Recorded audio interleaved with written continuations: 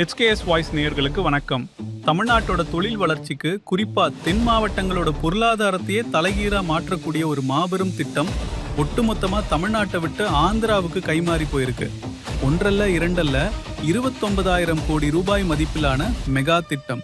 பல்லாயிரக்கணக்கான தமிழ் இளைஞர்களுக்கு வேலைவாய்ப்பு தரக்கூடிய ஒரு அரசு பொதுத்துறை நிறுவனத்தோட திட்டம் இன்னைக்கு அரசியல் காரணங்களால தமிழ்நாட்டை விட்டு விரட்டப்பட்டிருக்கா? திமுக அரசு கமிஷனுக்காக இந்த திட்டத்தை வெளிநாட்டு நிறுவனத்துக்கு தார வார்த்திருச்சா? தூத்துக்குடியில அப்படி என்னதான் நடந்தது? அக்குவேரா ஆணிவேரா அலச போறோம் இந்த வீடியோவில். ஸ்கிப் பண்ணாம முழுசா பாருங்க. முதல்ல தமிழ்நாட்டை விட்டு போனது என்ன திட்டம்னு பார்ப்போம். இந்தியாவின் மிக முக்கியமான முன்னணி பொதுத்துறை கப்பல் கட்டும் நிறுவனம் தான் மசகான் டாக் லிமிடெட். இந்திய கடற்படைக்கு தேவையான பிரம்மாண்ட போர்க்கப்பல்களை இவங்க தான் கட்டுறாங்க. இவங்க தமிழ்நாட்டோட தூத்துக்குடியில ஒரு பிரம்மாண்டமான கிரீன்ஃபீல்ட் துறைமுக கப்பல் கட்டும் தளத்தை அமைக்க திட்டமிட்டிருந்தாங்க. கடந்த ஆண்டு செப்டம்பர் மாசம் கொச்சின் ஷிப்யார்ட், மசகான் டாக் மற்றும் தமிழ்நாடு அரசுக்கு இடையே இதுக்கு முதற்கட்ட ஒப்பந்தமும் கையெழுத்தானது. அடுத்த 10 முதல் 12 ஆண்டுகள்ல சுமார் 30,000 கோடி ரூபாய் மதிப்புல 1050 ஏக்கர் பரப்பளவுல உலகமே வியக்கக்கூடிய மிகப்பெரிய கப்பல்களை கட்டமைக்கக்கூடிய தளம் அமையவிருந்தது.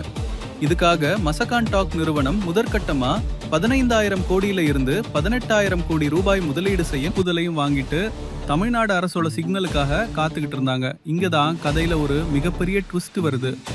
மத்திய அரசோட கப்பல் போக்குவரத்து அமைச்சகம் இந்த மாதிரி புதிய கப்பல் கட்டும் தளங்களை மேம்படுத்துறதுக்கான அதிகாரப்பூர்வ வழிகாட்டுதல் விதிகளை கடந்த ஆண்டு டிசம்பர் 26 அன்னைக்கு தான் ரிலீஸ் பண்றாங்க.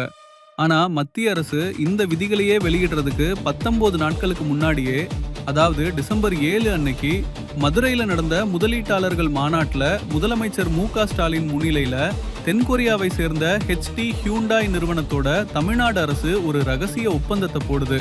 அதோட மதிப்பு என்ன தெரியுமா? 2 முதல் 4 பில்லியன் அமெரிக்க டாலர்கள். இங்கதான் பெரிய கேள்வி எழுமுது. எந்த ஒரு முறையான ஏல நடைமுறையையும் பின்பற்றாம மத்திய அரசு விதிகளையே வகுக்கிறதுக்கு முன்னாடி எப்படி அவசரமா ஒரு வெளிநாட்டு நிறுவனத்தை ஆங்கர் இன்வெஸ்டராக தமிழ்நாடு அரசு தேர்வு செஞ்சது? உள்நாட்டு தொழில் வளர்ச்சிக்கும் நம்ம நாட்டு பொதுத்துறை நிறுவனங்களுக்கும் முன்னுரிமை கொடுக்காம, அவங்களுக்கு ஏலத்துல கலந்துக்க வாய்ப்பே தராம ஏன் வெளிநாட்டு நிறுவனத்துக்கு ரத்தின கம்பளம் விரிச்சாங்க? தங்கள் நாட்டு பொதுத்துறை நிறுவனத்தை மதிக்காம, முறையான ஒப்புதலும் தராம வெளிநாட்டு நிறுவனத்தோட தமிழ்நாடு அரசு ஒப்பந்தம் போட்டதை பார்த்து மசகான் டாக் நிறுவனம் அதிர்ச்சி அடைஞ்சாங்க.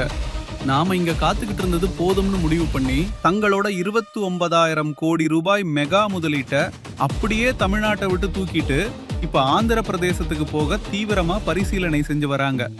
ஆந்திரா அரசு இவங்களை ரத்தின கம்பளம் விரிச்சு வரவேற்க தயாராகிட்டு இருக்காங்க. தமிழ்நாட்டுக்கு வர வேண்டிய அதிர்ஷ்டம் இன்னைக்கு ஆந்திராவுக்கு போயிட்டு இருக்கு.